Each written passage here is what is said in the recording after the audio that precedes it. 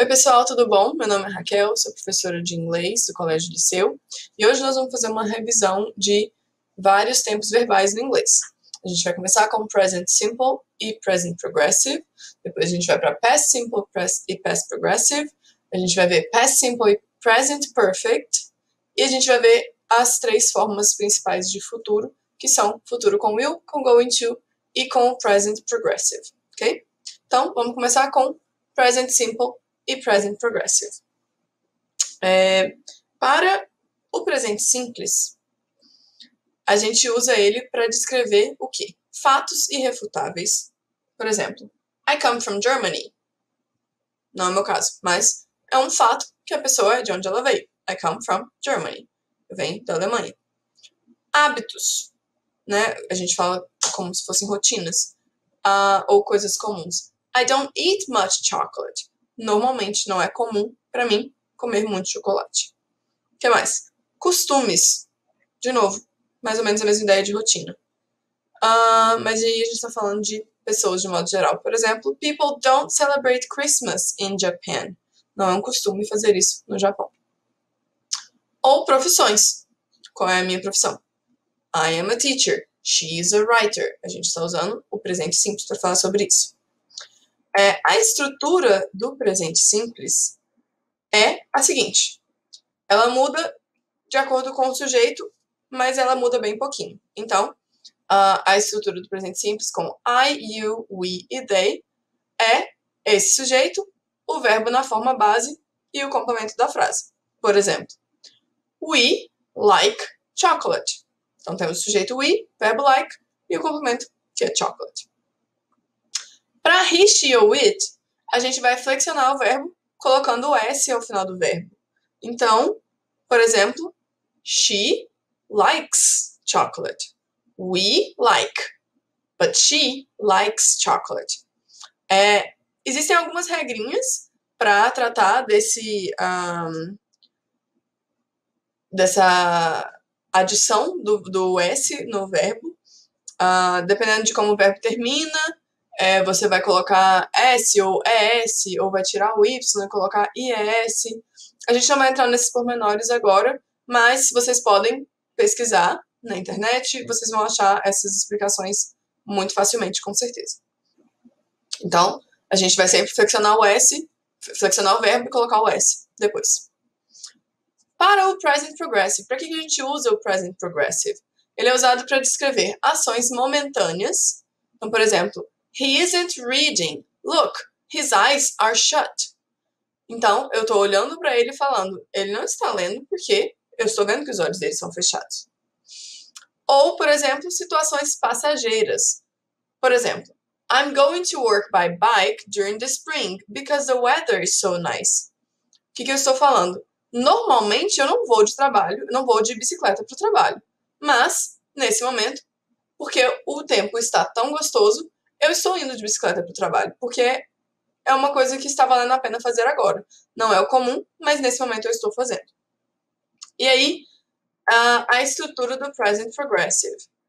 Ela é o sujeito, mais o verbo to be, concordando com esse sujeito, mais o verbo flexionado com ing. É o gerúndio, né? Então, a gente vai usar o sujeito normal, o verbo to be, concordando com o sujeito, o verbo com ing e o complemento da frase. Então, a gente vai ver alguns exemplos agora. Lembrando que é importante conjugar o verbo to be de acordo com o sujeito da frase. Por exemplo, I, qual que é o verbo to be para I? O verbo to be para I é am. Então, I am working right now. She, o verbo to be para she é is. Então, a gente vai usar she is working. Lembrando sempre de colocar o ing para tratar do present progressive. She is working right now. They, o verbo to be para they é are. Então, they are working right now. Então, é importante que vocês saibam conjugar o verbo to be direitinho no presente, porque a gente está falando de presente, progressivo. É importante que vocês saibam conjugar o verbo to be no presente para poder formar o presente progressivo. E aí, a comparação do presente simples e o presente progressivo. Por exemplo, it doesn't usually snow here, but it's snowing now. Então, a gente tem uma frase, a primeira frase tá no presente simples. It doesn't snow. Não costuma nevar aqui, né? Não é normal. Normalmente não neva. Usually. As palavras usually e now são os marcadores temporais. É importante também prestar atenção nos marcadores temporais, porque são esses marcadores temporais que às vezes vão nos dizer se a frase deve estar no presente progressivo ou no presente simples. Então, usually é um marcador temporal de hábito, de costume, de rotina, normalmente. E now já é um marcador temporal de deste momento, agora, né? Então, essa também é uma diferença importante pra gente lembrar. Então, it doesn't usually snow here, but it's snowing now. Então, a gente está com uma frase no presente simples que mostra uma coisa que é comum, que é não nevar, mas a gente tem uma frase no presente contínuo, presente progressivo, que está falando de uma coisa diferente do que é a rotina. Então, it doesn't usually snow, but now it's snowing. Outro exemplo, I don't like parties very much, but I'm really enjoying this one. De novo, a gente tem o marcador, não é um marcador temporal, mas é um marcador de lugar, ou, né, nesse caso, this one, essa aqui, que está falando de uma coisa que é deste momento de novo. Então, I don't like parties. Eu não gosto muito de festas. Normalmente, eu não gosto muito de festas. But I am really enjoying this one. Mas essa aqui eu tô gostando bastante. Então, não é o comum, mas, nesse momento, eu estou gostando. Outro exemplo. I get up at 6 a.m. every day. But these days, I'm getting up later because I'm on holiday. Então, I get up at 6 o'clock every day, 6 a.m. Eu levanto todos os dias, every day. Rotina, hábitos, costumes. Todos os dias eu acordo às 6. Mas nesses dias, como eu estou de férias, eu estou acordando mais tarde. I'm getting up later, these days. Ok? Agora a gente vai para past simple and past progressive. Aqui a gente estava falando de presente, agora a gente vai falar de passado. Então, a gente vai ter qual que é a diferença do passado simples e do passado progressivo. Past simple a gente usa para descrever ações finalizadas no passado. Por exemplo, I studied for an exam last night. Então, eu estudei na noite passada. Já finalizei, já parei de estudar. Ações finalizadas dentro de um período de tempo no passado. Como assim um período de tempo? Por exemplo, I studied for 4 years to get into university. Então, desculpa. Eu estudei por 4 anos para conseguir entrar na universidade, né? Então, é um período de tempo de 4 anos que eu fiquei estudando. Esses 4 anos já passaram, agora eu já estou na universidade. Ou eu já até terminei a universidade, né?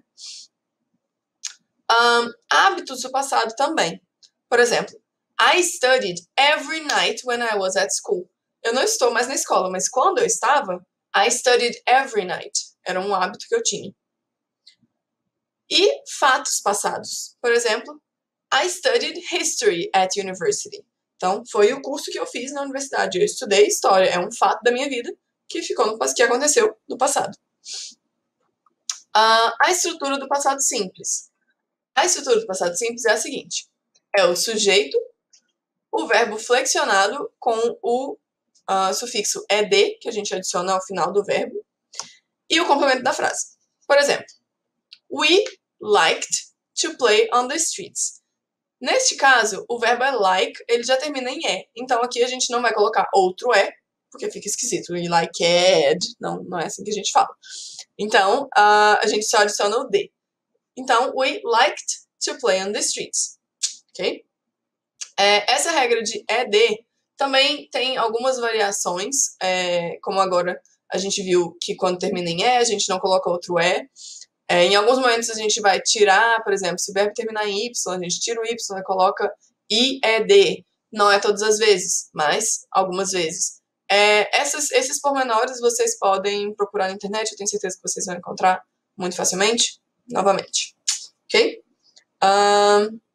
E aí, no passado simples, a gente tem o que a gente chama de verbos irregulares. O que são os verbos irregulares? São os verbos que a gente não vai adicionar ed na afirmativa. A gente vai mudar a palavra muda completamente. Por exemplo, I went to university in 2009.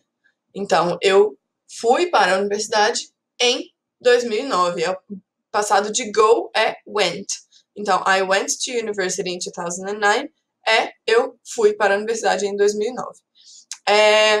Eu não vou entrar aqui eu quis só mostrar um pouco da estrutura. Eu não vou entrar aqui em como ele fica em cada tipo de frase, né? Afirmativa, negativa, interrogativa.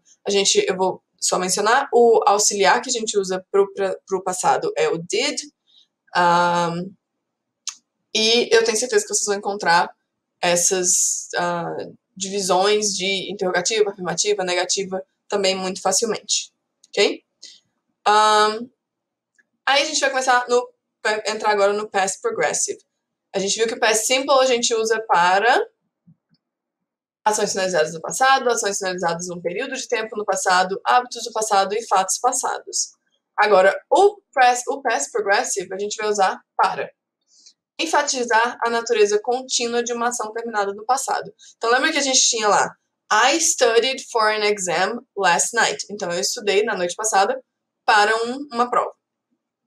Se a gente quer enfatizar o quanto que a gente estudou, que a gente ficou muito tempo estudando, a gente pode usar o past progressive. É um exemplo. I was studying all night for an exam. Então, eu não simplesmente estudei na noite passada para uma prova. Eu fiquei a noite inteira estudando. Eu quero enfatizar o quanto tempo que eu gastei, né? O quanto essa ação demorou para ser terminada. Ok? Ou também é usado para descrever uma ação contínua que estava em andamento num determinado momento no passado. Por exemplo, I was going to work when the accident happened. Então, aqui a gente tem duas coisas que aconteceram simultaneamente. Eu estava indo para o trabalho quando o acidente aconteceu.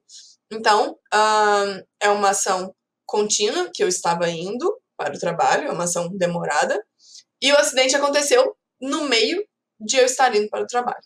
Ok? Outra situação é I was watching TV at 6 p.m. yesterday. Aqui a gente está falando de um momento específico. 6 p.m. yesterday. Então, o que eu estava fazendo às 6 da tarde ontem? I was watching TV. Ok? A estrutura do passado progressivo é muito similar à do presente progressivo. Então, a gente vai ver que a única diferença é o verbo to be vai ficar no passado simples. A gente usou no presente progressivo o verbo to be no presente. Agora, para fazer o passado progressivo, vocês precisam saber o verbo to be no passado. Então, vamos ver cada uma delas. I, verbo to be para I é, no passado, was. Então, I was working last night. She, verbo to be para she, também é was no passado. Então, she was working last night. Verbo to be para they é were. Então, they were working last night. Ok? Agora a gente vai entrar na diferença entre o passado simples e o presente perfeito. São várias diferenças. O presente perfeito ele tem vários usos. A gente vai passar de um em um, falando de cada um. Então, vamos lá. Como a gente já falou do passado simples, a gente vai direto para o presente perfeito agora. Para que a gente usa o present perfect? A gente usa para descrever experiências passadas sem falar quando elas aconteceram. Então, por exemplo, I have been to Europe twice in my life. Eu estive na Europa 2 vezes na minha vida. Eu não falei quando foram essas 2 vezes. Não é importante. O importante é a minha experiência. Ou eu não me lembro quando foi. Também é usado para falar sobre algo que começou no passado e ainda é verdade ou ainda acontece no presente. Por exemplo, I have worked as a teacher for 10 years. Então, eu trabalho como professora há 10 anos. Isso significa que eu comecei a trabalhar 10 anos atrás, mas eu ainda sou professora hoje. Então, é uma coisa que começou no passado e ainda é verdade hoje. Também é usado para descrever mudanças durante um período de tempo. Por exemplo, my hometown has changed a lot in the last 5 years. Então, a minha cidade natal mudou muito nos últimos 5 anos. Então, a gente está falando de... É mais ou menos a ideia de algo que começou no passado e ainda é verdade, né? A gente está falando de uma mudança num período de tempo, mas é uma mudança que ainda pode continuar acontecendo. Então, a minha cidade natal mudou muito nos últimos 5 anos. Quando eu falo desse jeito, my hometown has changed a lot, eu ainda espero, ainda tenho o sentimento de que vai mudar ainda mais no futuro. Ela não parou de mudar, ela vai continuar mudando.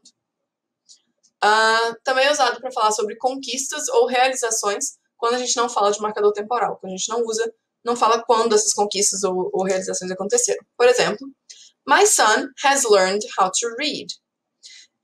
O importante aqui não é quando isso aconteceu, o importante aqui é que isso aconteceu. Meu filho aprendeu a ler. Então, isso é uma conquista, uma realização importante para mim e para o meu filho. Então, essa é a parte importante da frase. É o que aconteceu, não é quando aconteceu. E a gente vai usar o present perfect para falar dessas conquistas ou realizações. É também usado para falar sobre uma ação incompleta que começou no passado e que você está esperando ser terminada, ansiosamente. Então, por exemplo, she hasn't finished her homework yet.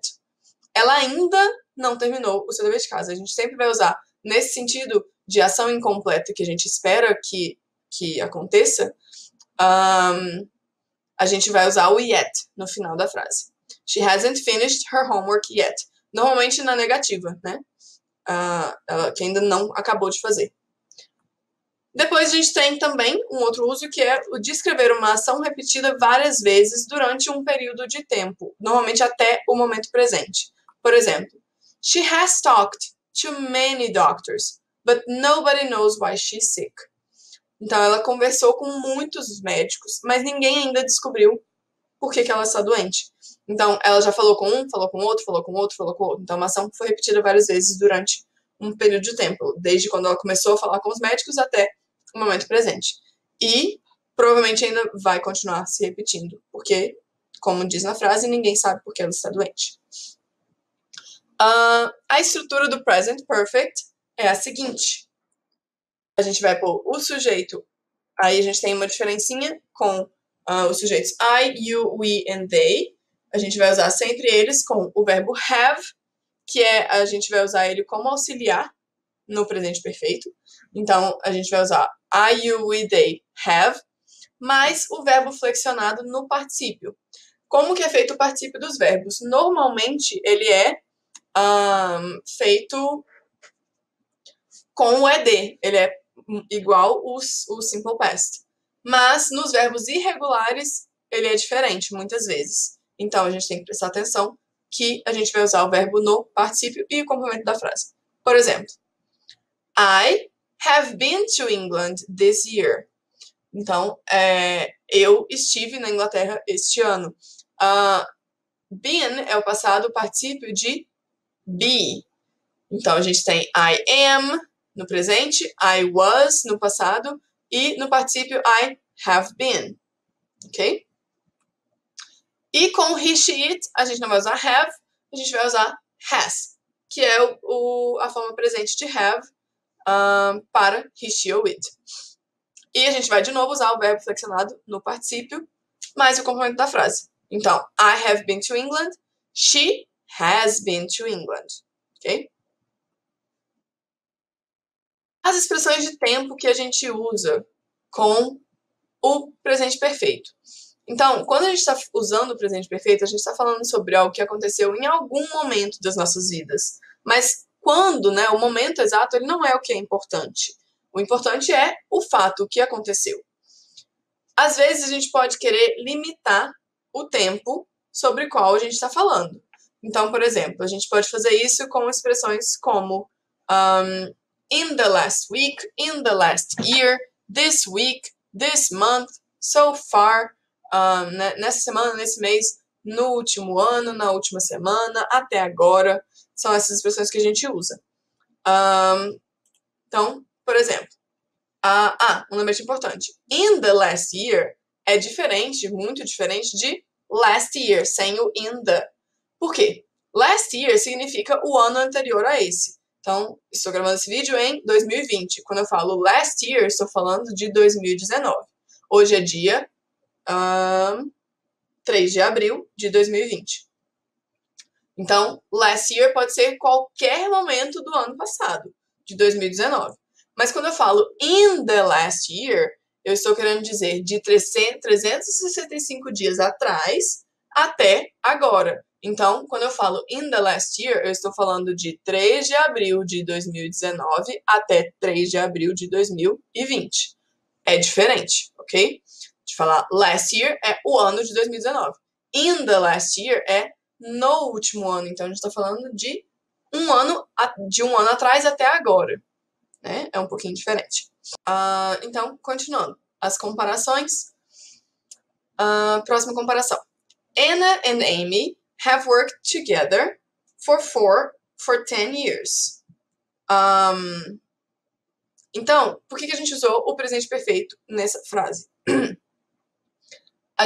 Quando a gente usa o presente perfeito, é uma ação que ainda é verdade. Lembra de que a gente falou sobre isso? Então, a gente usou o presente perfeito com for.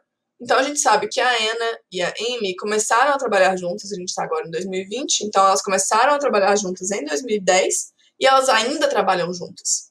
Então, they have worked together for 10 years. Elas trabalham juntas há 10 anos e elas continuam trabalhando juntas agora.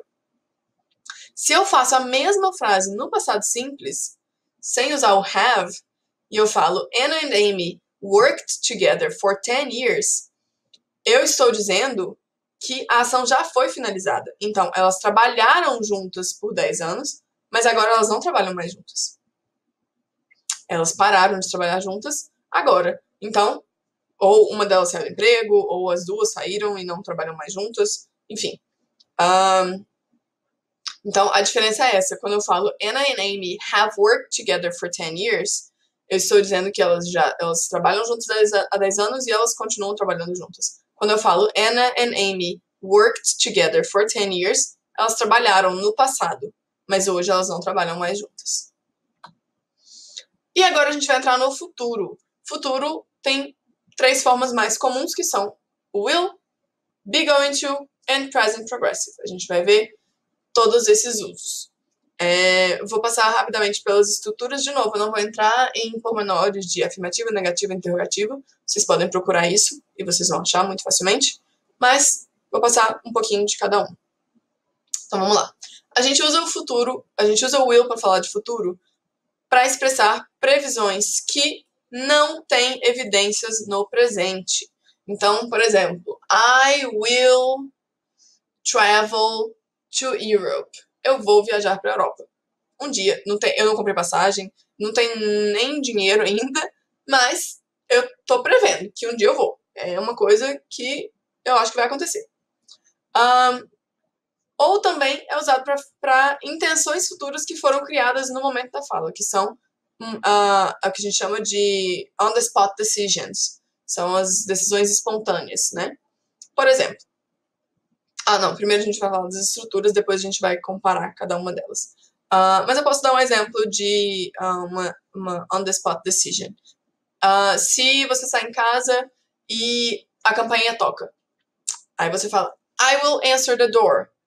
É uma decisão que você tomou naquele momento. Você não tinha planejado ir lá e abrir a porta. Você decidiu fazer isso por causa de uma outra ação que aconteceu que te fez falar, alguém precisa abrir a porta. Eu vou lá fazer. Então, essa é uma decisão, por exemplo, espontânea.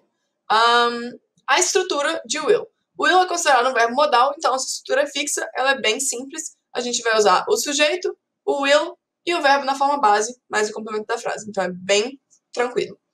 Por exemplo, I think they will get married soon. A gente normalmente usa o will quando a gente está falando de previsões. A gente vai usar I think, in my opinion, porque a gente não tem evidência disso. Então é só uma opinião, a gente não tem nem como comprovar nada disso. Então, I think. Tá escrito errado. It think. Mas é I think, ok? They will get married soon. Então, they é o sujeito, will para fazer o futuro e get é o verbo. Depois a gente tem be going to. A estrutura de be going to para o futuro a gente usa para falar de planos e intenções que são previamente definidas. Então, não são on-the-spot decisions, são decisões que a gente planejou. Ou para fazer previsões quando a gente tem evidências no presente. Por exemplo, Look at the clouds. A gente olha para a janela e vê que tá cheio de nuvem no céu. Look at those clouds. I think it's going to rain soon. Porque a gente tem uma evidência de que vai chover. A estrutura de be going to a gente tem que conjugar o verbo to be com o sujeito e manter o verbo principal na forma base. Né? Então, sujeito, verbo to be, going to e verbo na forma base. Por exemplo, I am going to buy a new car. É um plano que eu tenho. Eu vou comprar um carro novo. I am going to buy. You are, verbo to be para you é are. Então, you are going to buy a new car. E assim vai. She is going to buy a new car. We are going to buy a new car. They are going to buy a new car. Então, a gente só muda aqui o verbo to be. O resto ficou igual. E a última parte é o presente contínuo para o futuro. Então, a gente usa o presente contínuo para falar normalmente de planos futuros ou coisas que estão planejadas no sentido que já tem um horário, uma data marcada para acontecer. Por exemplo, I am working next Saturday. Next Saturday. A gente vai sempre usar o presente contínuo para futuro com um marcador temporal de futuro. Então, next Saturday, no próximo sábado. I'm working next Saturday. Então, vou estar trabalhando no próximo sábado. Eu trabalharei no próximo sábado. They are leaving tomorrow morning. Eles vão embora amanhã de manhã. Então, é uma coisa que já está pronta, marcada. We are moving away next year. De novo, a gente sempre vai usar o marcador temporal. Então, a gente vai embora no ano que vem. E é isso, pessoal. Espero que vocês tenham conseguido aprender e que vocês tenham tirado algumas dúvidas de vocês sobre os tempos verbais. Se estiverem com dúvida, voltem, assistam de novo, pausem o vídeo, façam anotações. É importante que vocês procurem outros meios também, ok? Tchau, tchau e até a próxima.